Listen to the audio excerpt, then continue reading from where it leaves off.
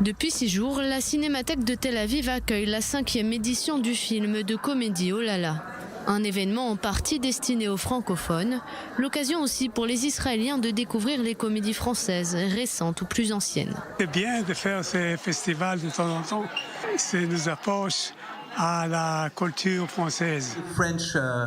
Ce soir, c'est le film de Michel Leclerc, La lutte des classes, sorti cette année, qui est à l'affiche. L'histoire d'un couple qui se revendique de gauche, opposé aux normes et aux préjugés. Tous deux se disent tolérants. Alors moi, je suis avocate. Lui, batteur professionnel. Ensemble, ils ont un fils. Mais sa scolarité ne se passe pas comme prévu. Pourquoi je peux pas y aller à Saint-Benoît si tous mes copains ils y vont? Je te dis que le privé, tu vas pas aimer. C'est tout propre, c'est tout net, t'as rien qui dépasse. Ça a l'air bien. Mais non. Une volonté de parler d'un phénomène de société, la fuite de l'école publique vers l'enseignement privé.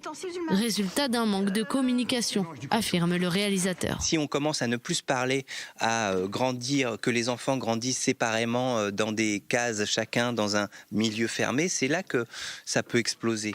Ça, c'est le sel de la classe. Le sel quoi? Le sel blanc. Tout au long du film, Michel Leclerc caricature et explore les failles de ses personnages sans tomber dans le ridicule.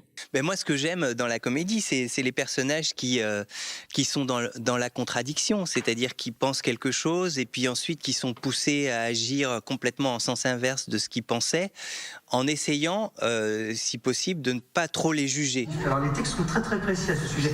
Entre humour, sincérité et prise de conscience, le téléspectateur oscille entre différents sentiments.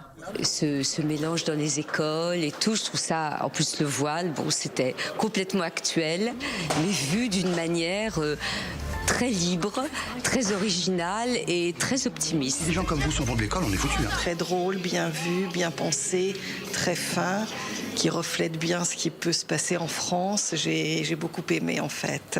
Un film qui trouve écho chez les Israéliens. Nous avons aussi beaucoup de problèmes dans nos écoles, entre les différentes classes sociales, entre les religieux et les non-religieux.